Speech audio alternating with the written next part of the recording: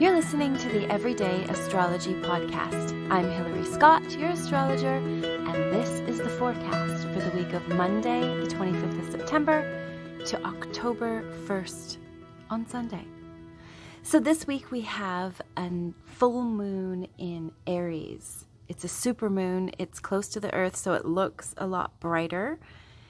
And it's also got some pretty dynamic, possibly stressful aspects to it, around it when the moon is full, but then also some really supportive, lovely kind of partner up stuff going on too. So heading into the week, we do have some interesting aspects to support us with the energies of the Earth trine, which gives us sort of a sense of consolidation, or like everything's coming together in some way, or you understand information more thoroughly.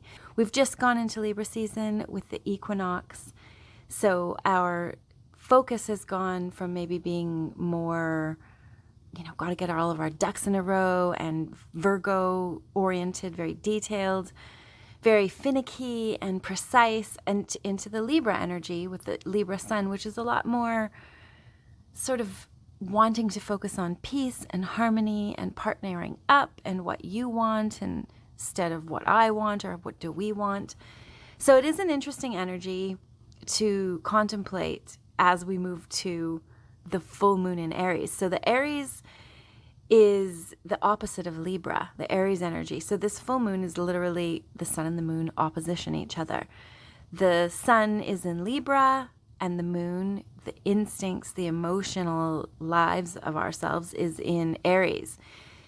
So heading up to the Friday full moon on the 29th, we do have quite a dynamic week. There is energy that helps us to focus, and perhaps we're going to feel a little confused or agitated with the Uranus energy. We want to bust out of something that doesn't feel right, or we feel trapped or burdened in some way, especially with the Pisces moon starting on Tuesday. Pisces energy is very kind of, let me go with the flow and don't hem me in, and very non-linear. So we could be feeling the stress of that. We do have the moon conjunct Saturn on the 26th, which can be like, again, the kind of a burdensome, we want to break free, Uranus, but the Saturn energy is there kind of anchoring us in to this moon energy. So that's okay. We have to kind of deal with what we've got right in front of us, deal with the reality that we're dealing with. And we don't want to just ditch everything. So be aware that you might feel a little uncertain or confused about what's going on. With Mercury in a connection to Chiron on Wednesday, we could be feeling our vulnerabilities in a way that we weren't expecting. We could feel a little sad or rejected, or just maybe even like not feeling very well. That can happen with Chiron. But it does also have to do with our thoughts. So you might find yourself being a little more focused on things that are kind of depressing and sad, or things that hurt, things that maybe you're like kind of going over and over again if someone hurt you or did something to trigger maybe issues you have with rejection or abandonment. That kind of stuff can be going on Wednesday as we head into this Friday Aries moon, which is a lot more potent. Thursday, the moon is going to conjunct Neptune, so it ties more into that feeling of a little bit confused. Neptune is very amorphous or gossamer. It's very hard to pinpoint or clarify. It's very wishy-washy. Nothing really is as it seems when Neptune is in the house, and it's conjunct the Pisces moon. So it adds more to that flavor of being in a state of fog or confusion, not being able to really see clearly. But also there can be wonderful artistic moments with this as well, where you feel really tuned in and you can tap into some very original art that comes from inside of you, or you tap into your higher self, or maybe you can feel connected to otherworldly beings or situations. It's just a very sensitive energy, and it does help us to be kind of the spiritual beings that we are.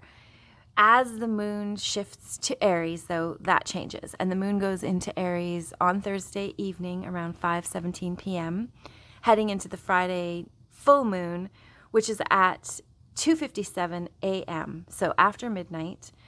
It's an interesting day because Aries is it's the first sign of the zodiac, and it really wants to be like unhindered. It doesn't want to be told what to do or when to do it or bossed around in any way, because it is a cardinal sign. All the signs that have to do with the season changes, so Aries, Cancer, Capricorn, and Libra, are all cardinal signs. So they're naturally oriented to being the boss of things.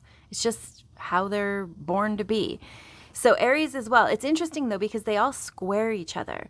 So though they're all meant to be the boss at whatever they're overseeing, they do it in completely different ways. So that's an interesting thing. If you put those signs all together, they might all have ideas about how to run things, but they're not going to be the same ideas. So that's quite interesting. With Aries, there's a self-assertion. There's a high level of confidence. There can be a bit of a bullying energy, just sort of stomp all over people without realizing what your actions or decisions do to the people around you. So you want to try and be a little more aware while you're experiencing this Aries moon. Just aware that you might be selfish or rude or too fast moving and inconsiderate for the people around you. And since it is in opposition with the Libra sun, you could be in some kind of power struggle where you just want to like head off in your own direction. You don't need to don't want to have to check with anybody or be told what to do in any way. But then the Libra sun is like, well, what about me? And what about you? And what about us? So it is very polarizing, obviously. But what we do need to do, as with all oppositions, is work in both sides. We want to be able to be self-assertive and totally ourselves from the heart, unencumbered, authentic. But we also want to fit that into the dynamic of relationship, because if we don't have that, then what do we have?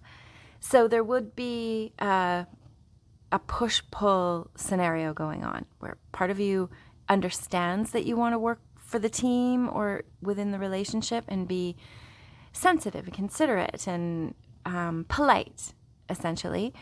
And then there's another part of you who's like, F all y'all, I'm going in my own direction. I don't care what you're doing. So you're going to have to work that out. We're all going to have to work that out. There also, too, that day, to add a little zest and flavor to the full moon, we do have Venus, sign of relationships, what we value, just recently turned again into a morning star, is squaring Uranus, which is our individuality, our authentic sort of individuality really wraps it up, but also like our unusual self, the self that is on the fringe of things or doesn't really work within the group. So people with Aquarius or strong Uranus are often like doing their own thing, having their genius ideas and thoughts, and not wanting to be dragged into petty things. It's a much kind of higher influence. It wants to think bigger thoughts and have genius ideas and be on the cutting edge. So it's squaring Venus,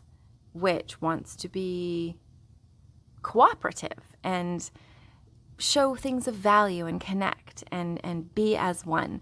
So these two energies they're not getting along with each other at all. And that's happening on the full moon. It can spur you to action. Like when there's a square, there's just something has to be fixed. You can't just ignore it. There's like a rock in your shoe or your underwear's up your butt, or like something needs to be done. You've got something stuck in your tooth. These sorts of like irritating things that need to be dealt with can happen with squares. So there will be some sort of trigger or poking that can trigger you into maybe wanting to break out of a relationship or a situationship, something that feels like it's cramping your style in some way. But then there's another part of you with the Venus that actually really values relationship and values what that means to be in relationship. It can also have to do with finances as well. Like something in the financial world is very unstable, and unexpected things can occur, unexpected events can happen. So that energy alone just really ties into us being on edge a little. You might, as you're leading up to this full moon this week, feel like you're a little bit on edge. There's this sort of, you might be extra frustratable, short-tempered, that Aries energy, right? Where you just kind of feel it coming. As we have the Pisces moon leading up to this full moon too, you could just be very sensitive, a lot more tuned into what's going on around you, feeling the vibes in the air or the vibes of people you're around. So you really want to make sure that you're around people that are good for you. You don't want to be around discordant energies. It's not healthy. So if you can do that, great. If not, then of course you've got to use your bubble of light and protect your energy and make sure, you're always sending love, and nothing can really get in that. If you're sending love, then negative energy can't really stick to you in the same way. So do consider that if you are feeling extra sensitive, and also know you might be frustratable. So try and keep cool. Keep your cool. Keep it together. KIT. Also, be sure to, of course, always drink lots of water. Make sure there's lots of water in your system because you're going to be affected by the full moon. We are all affected by the electromagnetic frequencies, especially when the moon being full amplifies them. There is an aspect on Saturday also still kind of tied in because it's not too many hours away where the moon will trine Venus and Mercury and Uranus trine each other. And that gives us harmony, peace, luck, all the things that we like enjoy feeling. We might have really good ideas. Sudden changes are occurring, but they're exciting and they go along with what you know is right for you in your life. There's this sort of excitement in your mind. Your mind is kind of lit up with the Mercury trine Uranus. And also moon trining Venus, there's sort of like what a relief. There's this sort of relief happening in your heart. The moon is opposition Mars, though, so that can create this kind of, again, the push-pull situation. Mars is going to fire you up in some way, but then quickly it's going to shift into this much more supportive energy. We do end the day with the moon squaring Pluto, so you can't help but go deep. Pluto wants to expose the roots of all that is wrong and the secrets that are getting in the way of you progressing in life. It can be like secrets that you find out, secrets that you didn't know were being kept or told about you. Something comes up that exposes things that you didn't even know were there, which can be helpful because you want to be in the know about what's going on behind your back.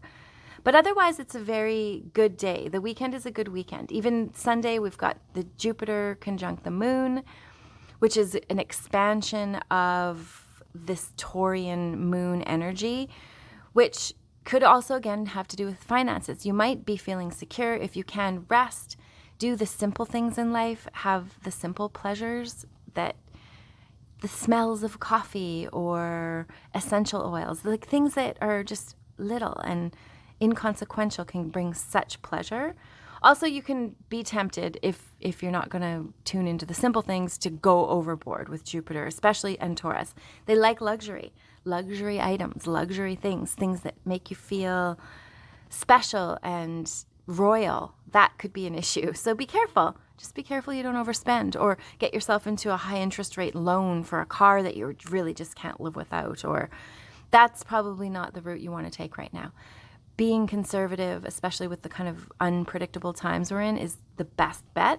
And training yourself to be into the simple little pleasures in life that are often free is a way for you to still enjoy all that life has to offer, but without breaking the bank or putting yourself into any kind of debt.